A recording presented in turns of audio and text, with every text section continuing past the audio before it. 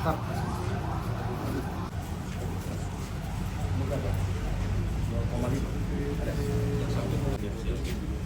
bisa dipakai.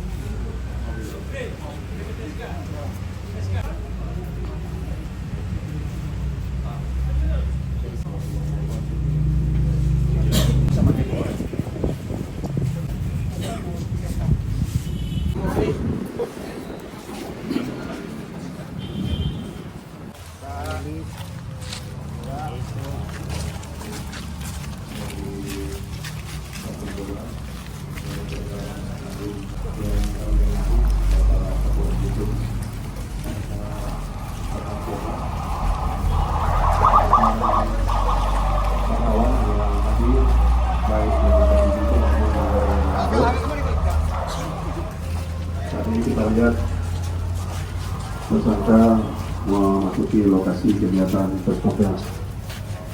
Untuk itu kami juga mohon untuk ketertiban kita dalam kegiatan tes kompres ini. Ya, kami serahkan kepada Pak Kapolres untuk melakukan tes kompres. Terima kasih, Pak. Assalamualaikum warahmatullahi wabarakatuh. Shalom, Om Swastiastu, Nama Budaya, Salam Kebajikan. Yang saya hormati Pak Kasat Narkoba, Pak Kasih-Humas, dan teman-teman rekan-rekan media. Pada siang hari ini kami akan melaksanakan konferensi pers terkait upaya penegakan hukum di bidang narkotika, yang dimana dapat kami jelaskan kepada seluruh teman-teman yang hadir pada siang hari ini bahwa di tanggal 29 April tahun 2025 Sat Narkoba mendapatkan informasi dari informan bahwa ada terjadi transaksi narkoba, ya, atas nama yaitu atas nama RT alias Caki yang melakukan perdagangan narkotika jenis sabu. Berdasarkan informasi tersebut, ditindaklanjuti Kasat Narkoba bersama tim mencari dan menemukan saudara RT alias Caki, ya, yang berada di kompleks Kombes, ya, Maisa, di mana dilakukan penggeledahan. Namun pada saat penggeledahan di rumahnya tidak ditemukan adanya barang bukti jenis sabu. Tapi dari hasil keterangan yang kita dapatkan dari handphonenya, di situ ada beberapa transaksi narkoba. Nah, setelah itu dilakukan pengembangan mengarah ke seorang atas nama Raymond RA alias Emon, ya. Di esok harinya, ya, mengarah ke arah Emon ini dilakukan penggeledahan dan tidak ditemukan juga barang bukti di rumahnya. Namun dari hasil pengungkapan, jadi handphonenya kita buka, ternyata di situ ada namanya tersebut transaksi, ya, menyebutkan atas nama Ambi, ya, di mana Ambi ini adalah seorang napi yang saat ini sedang berada di lapas, ya. Kemudian dari hasil informasi yang kita dapatkan dari handphone tersebut, disebutkanlah atas sebuah nama atas nama RP alias Ika, perempuan, ya. Alamatnya di Pateten 2, ya. Jadi tiga tersangka ini semuanya berasal dari Bitung. Nah, dari hasil pengembangan tersebut dilakukan penggeledahan di rumah Rizka alias RP alias Rizka, di mana ditemukan barang bukti jenis sabu sebanyak 44 paket. Nah, dapat kita lihat ini 44 paket Di sini ada 44 paket. Dan ditemukan juga ada handphone, ada bong, alat untuk menghisap sabu, ya. Yang dimana barang ini disimpan di dalam rumahnya, di dalam sebuah dompet. Nah, dari hasil pengembangan, jadi dapat ditarik garis benangnya bahwa semua yang mengendalikan peredaran narkoba, yaitu saudara Ambi yang berada di dalam sel, di mana saudari Rizka adalah orang yang memegang barang, sedangkan peran dari Emon dan Caki, mereka adalah kurir.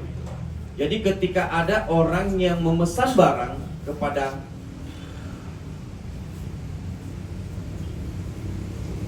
Ambi di lapas, kemudian Ambi menghubungi saudari Rizka.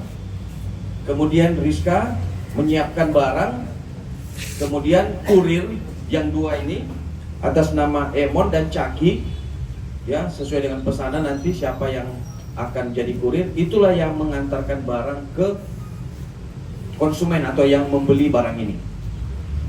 Nah, ini bagaimana barang ini kenapa bisa ada di tangannya Rizka, sedangkan pengendalinya adalah Ambi yang berada di lapas. Jadi sesuai dari hasil pengembangan, sebelum penangkapan di tanggal 30, jadi sekira tanggal 22 ya, tanggal 22, jadi saudara Ambi ini sakit. Jadi dia minta berobat ke sebuah rumah sakit. Dari rumah sakit di Bitung, akhirnya dirujuk ke rumah sakit di Manado. Dari rumah sakit Manado, mereka berangkat, ya, diantar oleh petugas itu dengan mobil ambulans dan diikuti oleh saudari Rizka dan Eman serta Caki. Mereka ikut mendampingi ketika berobat di rumah sakit di Manado. Kemudian setelah itu mereka kembali ke rumah Rizka.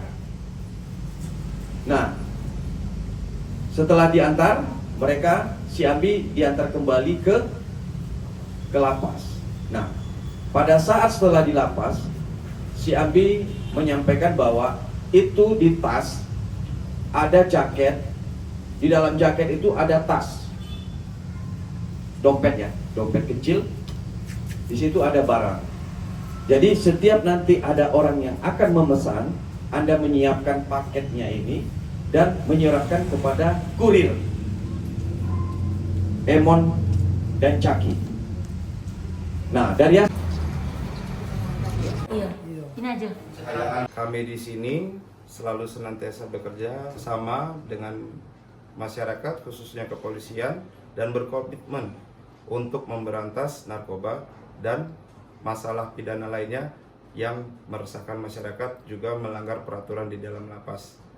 Jadi kami bersinergi untuk juga mengantisipasi adanya gangguan keamanan lainnya, karena jumlah penghuni dari Lapas Bitung yang pada saat ini sejumlah 365 orang dengan petugas regu pengamanan 6 orang menjadi permasalahan sendiri. Itu yang menyebabkan kami juga harus bekerja sama dengan masyarakat. Mungkin itu. Saat ini kita sedang melakukan pemeriksaan yang nanti juga akan kami menjadikan bahan ke teman-teman di kepolisian. Untuk tindak lanjut yang lainnya akan kita proses tegas, dan proses hukum juga tetap berjalan di teman-teman rangkaian pengadilan. Saat ini kita sedang lakukan penelusuran karena memang diketahui ada penyakit dari warga binaan ini, penyakit kusta yang mungkin menyebabkan kelalaian, tapi tetap akan kami proses pemeriksaan untuk ditindaklanjut. Untuk proses hukumnya kita serahkan kepada kepolisian, kejaksaan, dan pengadilan. Yang pasti sekarang ini kita sudah melakukan pengawasan melekat juga dengan SOP baik pengamanan fisik maupun kesehatannya karena latar belakang kesehatan warga binaan tadi. Warga binaan ini kasus narkoba dan sudah 4 kali melakukan tindak pidana di lapas sebelumnya. Saat ini berada di Lapas Bitung. Memang sedari awal kita sudah pantau betul, selama saya masuk di lapas ini saya sudah pantau betul itu untuk pengawasan yang lebih melekat.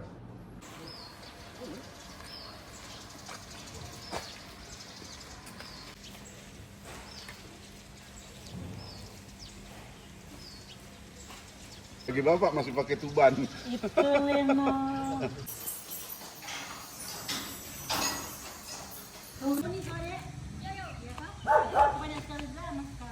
Sampai di bawah sana